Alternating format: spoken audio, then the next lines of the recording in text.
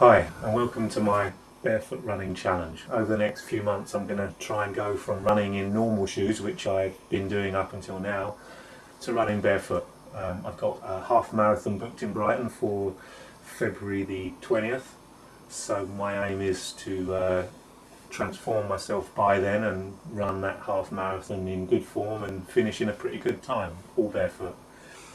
Now, I say it's day 3 of my barefoot challenge because I guess day 1 was when I read this book for the first time. It's called Born to Run, and it talks a lot about the barefoot style and the benefits of running barefoot, health benefits and enjoyment benefits, both. So that really changed things for me. I'd say it's a real life-changing book. Day 2 was a couple of weeks ago in Turin. I just run their marathon there, got lots of blisters, and decided right there and then that I was going to throw those training shoes away and start afresh. Now, it's not as simple as just throwing the training shoes away and running out barefoot, because our feet are quite soft. We've been wearing shoes since we were born, more or less. They support us, but they're not really necessary, apparently. This is what I'm going to try and find out. So there has to be a transition period where you just walk. Now, kind of luckily for me, I've got to go into hospital next week for a minor surgical procedure, but that's going to stop me from running afterwards for about 6 weeks. So I'm going to use that 6 weeks where I can walk but can't run. I'm going to try and get my feet used to walking outside on all sorts of surfaces, and so hopefully after that my feet will be tough enough to let me run. That's the hope. We're just going to see how it goes, and I'll make these little video blogs every now and again, and we'll see just how long it takes me to be able to run barefoot comfortably. So I'm just going to go outside now, just for a bit of a walk, maybe a bit of a jog, and just see what my first impressions are like of walking with no shoes.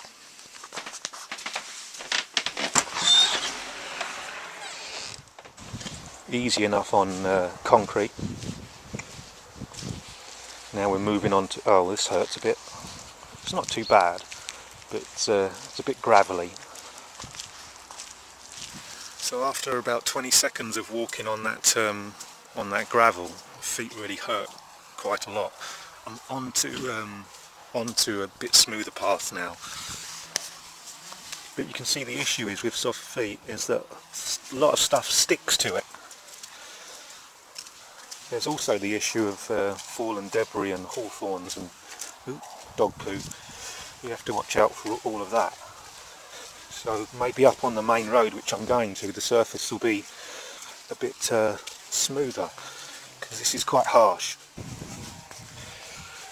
So we're running on the much better tarmacked road now, and it's much easier. There's a couple of differences. One is that when you're running in shoes, you don't feel anything through your feet, whereas now there's an extra sense, because I'm feeling the cold of the road. Sometimes it's a bit warmer if the sun has been on it. You're feeling the hardness of the road, and that makes you run differently. Look, I'll show you. If you can see, I'm landing on the balls of my feet, more or less, or no longer am I landing on the heels of my feet, because you just can't do it. If you do, it hurts intensely. So this is a less jolty style of running. Another thing is I'm looking right in front of me all the time now, because I'm looking for obstructions on the road. That's very different. Normally before I wouldn't be too bothered by that. But now I'm looking in front to see if there's any glass or thorns or anything really, which there's not, luckily, around here. The thing I've noticed, a few cars have gone past, there's some more coming now. The people looking out as kind of like a bit weird, like, what's he doing? Why has he hasn't got any shoes on? And I've actually had one lady stop and ask if I was okay. It is an odd thing to be doing at the moment, but I'll let this bus pass and then I'll talk some more. Right, I'm clear now.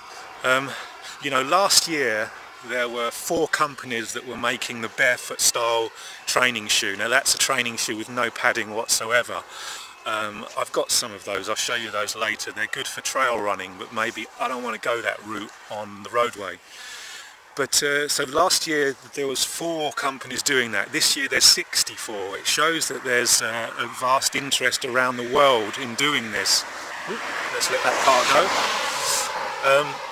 The biggest groups of people doing it at the moment are in the States and the Far East. In Britain there's not so many people who are very interested, but I'm pretty sure it's going to come. Because if this style of running does what it says, which is improve your posture, improve your health, improve your running style, and improve your enjoyment of running, because you're feeling that much more of the environment around you. If it does all these things, then I think it's going to catch on big time. But we'll see.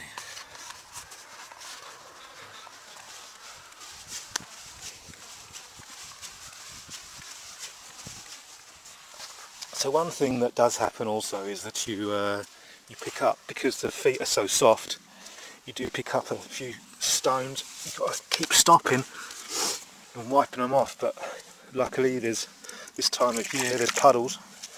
You can just give yourself a wash off. Feels great too, actually. I'm liking this bit of it. Lovely. Alright, and off we go again.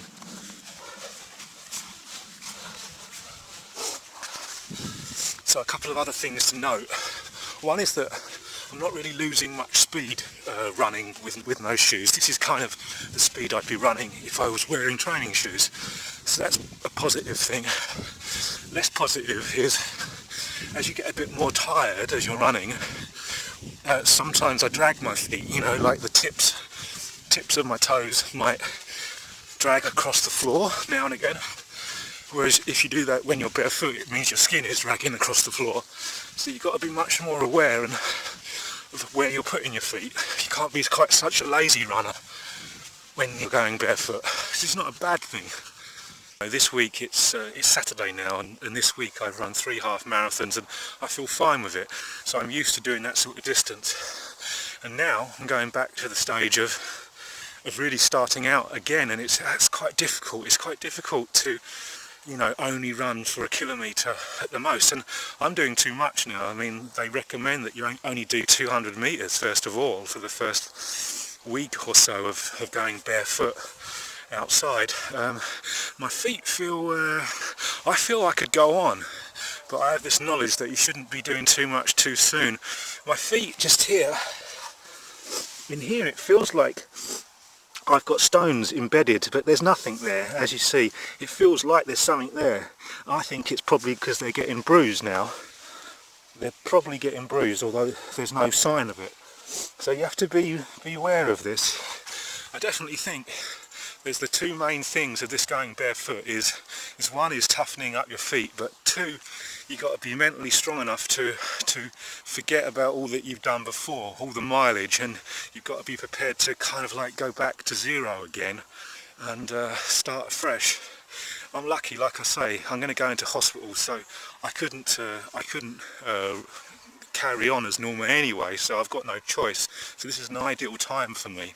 But for those people who are just going to swap straight over, I think, you know, it's going to be tough. So we're back down onto the lane, back to my house. It's rougher now, it really hurts. It's a relief to find a puddle, cool your feet off a bit, and somehow, even though my feet aren't warm, this helps the feeling of bruising.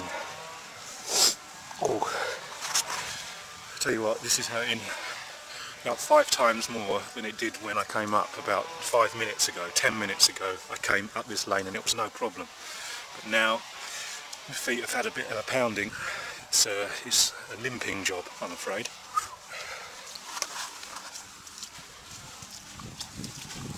Ow, ow, ow, ow, ow, ow, ow, ow. My feet are filthy. I'm sat in the kitchen now. The dog seems to like it. I don't know why. I think it's the sweat a bit more than the dirt. As you can see, that's another thing. If you start barefoot running, I'd advise you to get a doormat if you haven't got one, where you can, or put a towel by the door just to wipe your feet off as you come back in, because I'm leaving a very dirty trail everywhere at the moment. Well, that was only my first time. I did a kilometre, maybe a bit more, I suppose 2, I'm not sure. Alright, James. Alright. Good girl. Alright, well, I did a kilometre, perhaps more, I'm not sure.